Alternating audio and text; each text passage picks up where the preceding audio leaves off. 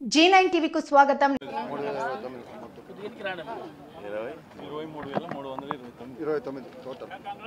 Thank you.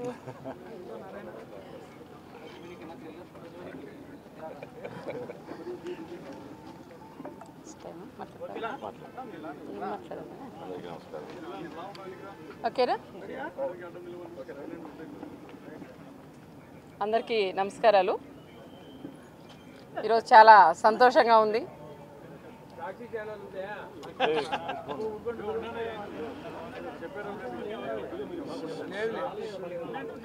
ఈరోజు రాష్ట్ర వ్యాప్తంగా ప్రజలు ఇచ్చిన తీర్పు చాలా గొప్పగా ఉంది. రాష్ట్ర వ్యాప్తంగా దాదాపు 163 సీట్లు ఈరోజు ఎమ్మెల్యేగా తెలుగుదేశం పార్టీనే, అదేవిధంగా జనసేన, బీజేపీ ఈ కూటమి వాళ్ళు అందరం కూడా దాదాపు 163 సీట్లు మేము గెలిచిన దానికి కూడా చాలా సంతోషంగా ఉంది. మా నాయకుడు చంద్రబాబు నాయుడు గారు కూడా ఆ రోజు చెప్పినారు, అసెంబ్లీలోకి నేను అడుగు పెడితే సీఎంగానే నేను మళ్ళీ అసెంబ్లీలోకి అడుగు పెడతానని ఛాలెంజ్ చేసి మా అన్న చంద్రబాబు నాయుడు గారు కూడా బయటకు వచ్చింది అందరికీ కూడా తెలుసు. ఆ ఛాలెంజే ప్రతి ఒక్క కార్యకర్త కూడా తీసుకొని చంద్రబాబు నాయుడు గారిని సీఎంగా మళ్ళీ అసెంబ్లీలోకి పంపించాలా, అవమానపరిచి అసెంబ్లీ నుంచి బయటికి పంపించారు, మళ్ళీ అసెంబ్లీలోకి పంపించాలనే ఆలోచనతో ప్రతి ఒక్కరూ మేము సైతమని ప్రతి ఒక్క చిన్న కార్యకర్త నుంచి పెద్ద లీడర్ దాకా మహిళలు కానీ, కార్యకర్తలు కానీ, లీడర్లు కానీ, యువత కానీ ప్రతి ఒక్కరు కూడా కష్టపడి పనిచేసి ఈరోజు మంచి స్థానాలు, మంచి మెజార్టీలతో మమ్మల్ని గెలిపించిన దానికి ప్రత్యేకంగా ప్రజలకు మరొక్కసారి మేము కృతజ్ఞతలు కూడా తెలియజేస్తున్నాం. దాంతోపాటు మా రాప్తా నియోజకవర్గంలో దాదాపు 23,329 ఓట్ల మెజార్టీతో మమ్మల్ని ఈరోజు గెలిపించిన ప్రజలు మా రాప్తా నియోజకవర్గం ప్రజలు. ఈ గెలుపు మా రాప్తా నియోజకవర్గం ప్రజలకే అంకితం చేస్తానని ప్రత్యేకంగా కూడా నేను చెప్తున్నాను.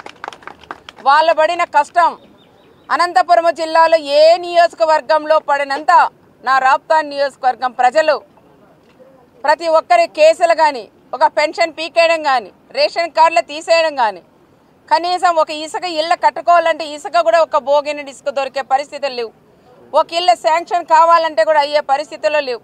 ఆ రకంగా మా రాప్తా నియోజకవర్గంలో ప్రతి ఒక్క కార్యకర్తని, లీడర్లందరినీ ఇబ్బందులు పెట్టి పోలీసులు అయితే విపరీతంగా వాళ్ళ ద్వారా కేసులు కూడా పెట్టించి చాలా ఇబ్బందులకు కూడా గురి చేసిన నియోజకవర్గం మా రాప్తా నియోజకవర్గం అని కూడా చెప్పుకోవచ్చు. అవన్నీ కూడా దృష్టిలో పెట్టుకొని ఎవరు ఎమ్మెల్యేగా ఉంటే ఈ ప్రాంతం ప్రజలు బాగుంటారు, ఈ ప్రాంతం అంతా కూడా సస్యశ్యామలమే కాకుండా డెవలప్ ఏదైతే కావాలన్నా ఏ కుటుంబం ఉంటే మాకు డెవలప్ అవుతుందని కూడా ఆలోచన చేసే ఈరోజు రాప్తా నియోజకవర్గం ప్రజలందరూ కూడా ఇచ్చిన తీర్పు చాలా సంతోషంగా ఉంది. ఎవరైతే నాకు సహకరించినారో, ఓటేశారో అందరికీ కూడా నేను శిరస్సు వంచి పాదాభివందనం కూడా నేను తెలియజేస్తున్నాను. ఎన్ని కష్టాలు వచ్చినా మా కుటుంబాన్ని కూడా వదులుకోకుండా ఉండిన మా తెలుగుదేశం కుటుంబ సభ్యులందరికీ నేను పేరు పేరున కూడా నమస్కారాలు కూడా తెలియజేస్తున్నాం. మంచి మెజార్టీతో కూడా నన్ను గెలిపించిన దానికి మరొక్కసారి మా లీడర్లందరికీ కూడా నేను పేరు పేరున నమస్కారాలు కూడా తెలియజేసుకుంటే, నేను ఏవైతే హామీలు ఇచ్చానో అవన్నీ కూడా తూచా తప్పకుండా శ్రీరాము నేను ఇద్దరం కూడా కలిసి పేరూరు ప్రాజెక్టు, జాకీ పరిశ్రమ కానీ, అదేవిధంగా అనంతపురం రూరల్లో ప్రొటెక్షన్ వాల్ కానీ, డ్రింకింగ్ వాటర్ సమస్య కానీ, రోడ్లు కానీ, హౌసింగ్ కానీ, హౌస్ సైట్లు కానీ, ఇలాంటివి ఏదైతే నేను వాళ్ళ ఇంటి దగ్గర పోయినారు నన్ను అడిగారో అవన్నీ కూడా మా భుజస్పందాల మీద కూడా వేసుకొని తప్పకుండా నేను చేస్తా. మా గురించి, మా కుటుంబం గురించి ఎవరైతే లీడర్లు కానీ, మహిళలు కానీ, యువత కానీ కష్టపడి పని చేశారో వాళ్ళని కూడా మేము గుర్తుపెట్టుకుంటాం.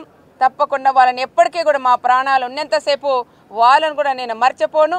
వాళ్ళందరికీ కూడా నేను తప్పకుండా న్యాయం చేస్తానని మరొకసారి మీకు అందరికీ కూడా తెలియజేసుకుంటూ సెలవు తీసుకుంటాను. మన రాష్ట్రంలో వచ్చిన సీట్లను బట్టి మనకు క్లియర్గా అర్థమవుతుంది. గతంలో ఏదో పొడి చేస్తాడు, చించేస్తాడని చెప్పి ఎంతో అభివృద్ధి చేసిన చంద్రబాబు నాయుడు గారిని, తెలుగుదేశాన్ని కూడా పక్కకు పెట్టి ఏదో కొత్త నమ్మకంతో జగన్ మీద ఒక నమ్మకంతో ఓట్లేసి 153 సీట్లను 153 సీట్లను ఇవ్వడం జరిగింది. మరి దాంట్లో ఏ రకంగా అతను ఫెయిల్యూర్ అయ్యారనేది ఈరోజు వచ్చిన రిజల్ట్. అంటే ఒక ప్రతిపక్ష హోదా కూడా దొరక్కపోవడం అనేది ఒక పార్టీకి, ఒక రూలింగ్ పార్టీకి, గత 5 ఏళ్లుగా రూలింగ్లో ఉన్న పార్టీకి ఇది చాలా అవమానకరము. అందుకంటే ముఖ్యంగా అవమానము ఇంకో దానికంటే కూడా వాళ్ళు చేసిన తప్పులు అనేవి వాళ్ళు కూడా తెలుసుకోవాలా. ప్రజలు ముఖ్యంగా ఒక క్లియర్ మ్యాండేట్ని రాష్ట్రంలో ఇచ్చారు. ఎవరైతే మా రాష్ట్రాన్ని కాపాడుకోగలుగుతారో, మా భవిష్యత్తును కాపాడుకోగలుగుతారో వాళ్ళకే మేము ఓట్లేస్తాం అన్న మాటని వాళ్ళు నిజం చేసి ఈరోజు వాళ్ళు వేసిన ఓటు రూపంలో దాన్ని చూపించడం జరిగింది. అదే రకంగా అనంతపురం జిల్లాలోకి వస్తే ఈరోజు clean sweep పరగబెట్టి ఊడ్చేసినట్టుగా 14 సీట్లని Telugu Desam party, BJP party ఊడ్చేసింది. ఈరోజు పరిస్థితి చూసుకున్నట్లయితే ఈరోజు అదే రకంగా ధర్మవరం కావచ్చు, అదే రకంగా రాప్తాడు కావచ్చు, 2 నియోజకవర్గాల్లో చూసుకున్నా కానీ ఇక్కడ లోకల్ పాలకులు చేసిన అరాచకాలు, సామాన్యులు పడిన ఇబ్బందుల్ని వాళ్ళు పాపం మాట్లాడలేరు కదా ప్రజలు అనేవాళ్ళు.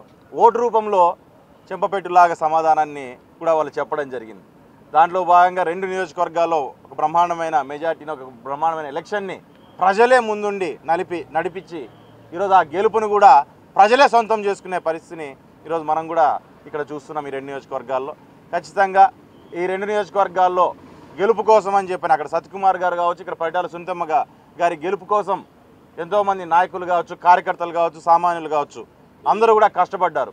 వాళ్ళ కష్టానికి ఖచ్చితంగా తగిన ఫలితాన్ని మనము ఖచ్చితంగా రేపు గుర్తింపు అనేది వస్తూ అందరూ కలిసి, అన్నిటికంటే ముఖ్యంగా గత 5 ఏళ్ల నుంచి అణగారిపోయిన ప్రజలు ఎవరైతే ఉన్నారో ఆ ప్రజల్ని కూడా చైతన్యవంతులుగా ముందుకు తీసుకొని రావాలి. అది సామాజికంగా, ఆర్థికంగా అనే దాని మీదనే రేపు పొద్దున ఖచ్చితంగా ఇక్కడ రాజకీయాలు 2 నియోజకవర్గాలు కూడా జరగబోతున్నాయనే విషయాన్ని నేను తెలియజేస్తున్నా.